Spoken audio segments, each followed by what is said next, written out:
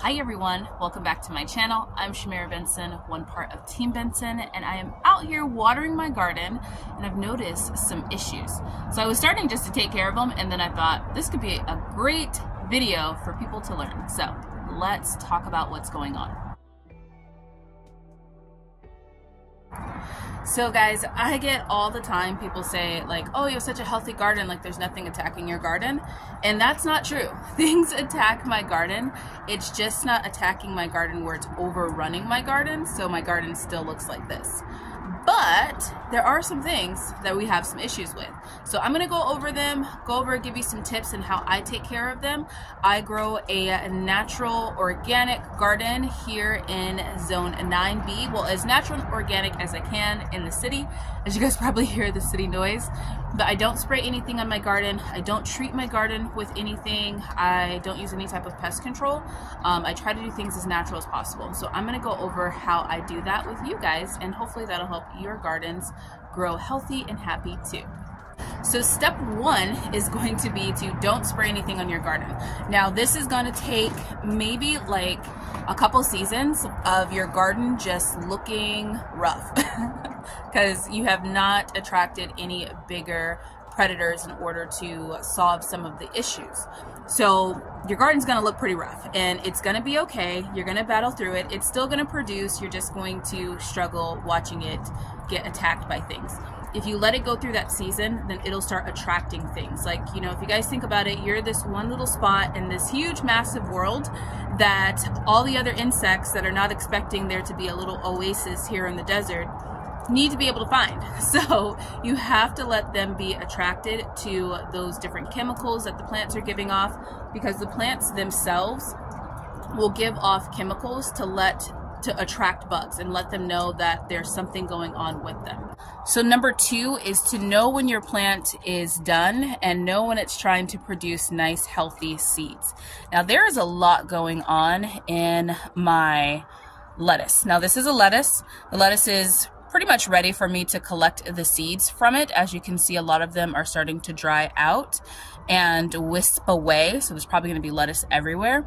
But we have all different types of things. We have spider mites, we have worms in here too. We also now have ants that are bringing in a lot of the, we also have ants that will bring in aphids.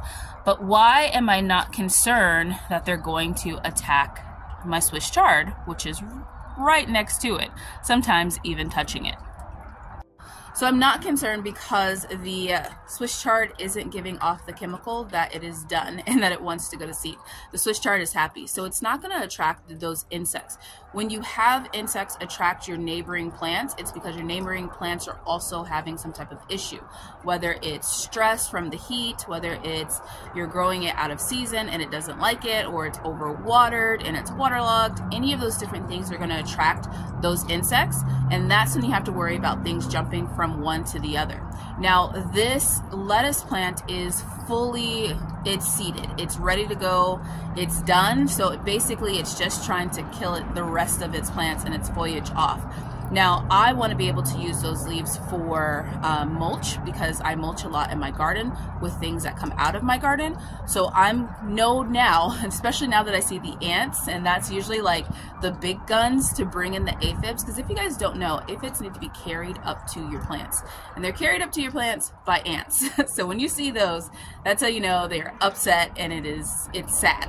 So I'm gonna go ahead, take that out. I'm gonna save all those leaves in my mulch bucket, and then when they're dried out, I'm going to sprinkle those leaves around my garden. I'm not going to be worried about anything on it, because everything that would eat like any of the insects that are eating the plants will then go to the bucket and eat all of them, like I've been doing with like all of my other brassicas that you guys saw me do earlier this season. So tip number three is going to be to mulch your garden with smelly things.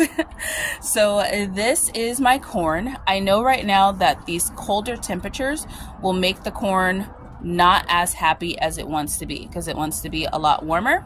But to make sure that it's not attracting a whole bunch of things, I am putting smellier things down below it. So these are the tops from my garlic. So as you can see, I've been growing garlic over here. All of this is done, like it needs to come out. But instead of just throwing these tops away, I chopped them up and I put them out here. Now I also did the same thing way back there with my okra, because my okra isn't happy with these cold morning temperatures either. So sometimes you just gotta get smellier than the plant. And my okra and my corn and pretty much anything that's supposed to be meant for the hot summer is not really happy with these colder temperatures.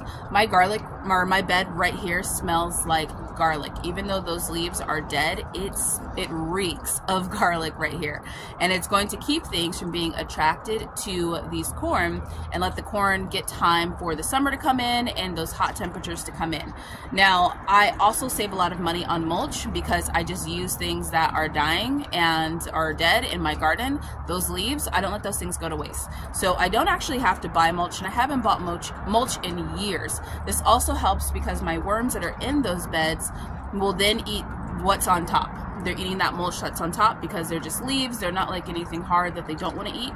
They want to eat those leaves, so they eat them, and then they leave compost and castings right at the surface where those roots are. So it's kind of a life cycle that really helps the plant, but protecting the plant is the smelliness. Now my garlic, onions, and then also I have lemongrass. My lemongrass is what I spread in my okra bed. Works like a charm. So tip number 4, I think we're on, is sometimes you just have too many things going in one space. And I'll show you what I mean. So my giant black cherry tomato, it is blocking out a lot of the sun for my eggplants and my cucumbers and my onions and my eggplant over there. So as you can see, these leaves have some spider mites on them. Right there, they have spider mites. The onions aren't doing too bad, they're just growing a lot slower. Now, what I have in here is, can you see him crawling back there? That is a lizard, and then I also have a spider. Now these insects are getting the double whammy or triple whammy because I'm also thinning out this plant so that then the sun can reach those plants down there. They're attracting those just because they're not getting enough sun.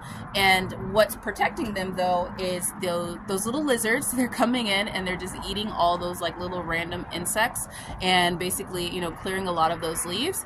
And those spiders are going in and just devouring anything and everything. Like, they have set up their web and they are happy about it. Now, once it gets hotter and once they're able to get more direct sun, they'll continue to grow. So I'm not spraying anything on them. I'm just letting nature take care of nature.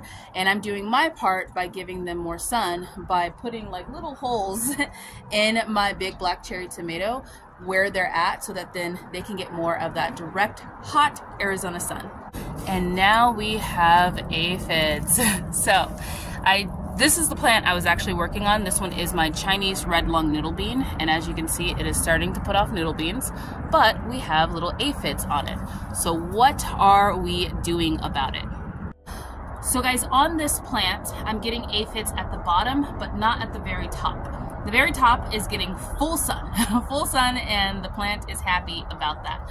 The very bottom, it is not, so it's not as happy about that because it likes those warmer temperatures. Now, I don't see ants anymore, and this is my battle with ants and aphids. So ants are the ones that carry the aphids up the plant. So you'll see the ants first, and you're like, oh look, that has ants. They're actually carrying aphids. Aphids release a sap that the ants like to eat, and so it's kind of like the symbiotic relationship where the ants will be like, there you go, and the aphids will feed them the entire trip.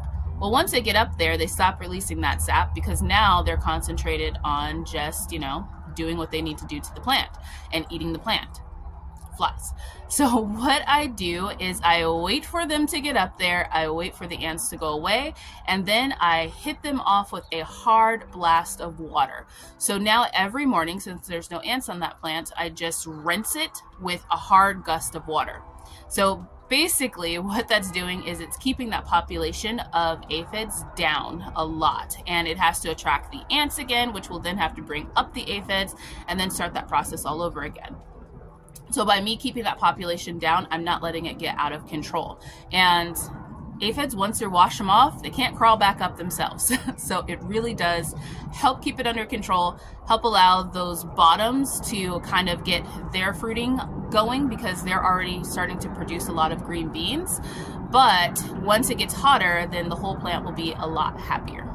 Oh, and guys, I almost forgot one of the most important tips, and that is plant what your garden needs at that time. Like, plant things that are going to be happy in your garden. So when I'm growing things like my amaranth versus like a regular spinach, it's because my garden gets super hot, and amaranth isn't bothered by that. So I can have a lot less issues in my garden if I'm just planting things that will normally grow at that time. This is why I hate fish fertilizing my garden, because I hate flies. But it's a necessary part of things that I have to do. I'm a bigger barrier in my garden. Like, I love to dig little holes and bury things down in there so that then the plants get them, but the flies don't. But every now and then when my plants are starting out, I use fish fertilizer, and it stinks and there's flies. So anyways, those are my tips. That's how I kind of handle things in my garden to keep things safe. But really, guys, it's just nature taking care of nature. And if you allow it to do that, it's going to grow you big giant plants, because it's not going to be stunted. If you think about it, you know, if we use things like neem oil here in the desert, that is basically just lathering your plant up with like grease so it can just fry in the middle of the summer. And that's not what you want. It's going to stunt your plant. It's going to hurt your plant a lot. Even just using, you know, all different types of things. Most of the things are covered in like some type of an oil, and those oils really will stunt your plants. So if you can just battle through, use just water if you can, or just let those other things get attracted to them, like the bigger predators, like your spiders, your lizards, all those other things, or try to control what's going on, like the sun. If it's getting too much sun, add some shade cloth. If it's getting not enough sun, open up where it needs to have more sun at. Use these natural methods, and you'll grow an amazing, organic, beautiful producing garden. So until next time, grow yourselves a garden, because even a small space can provide you with tons of food. Bye, guys.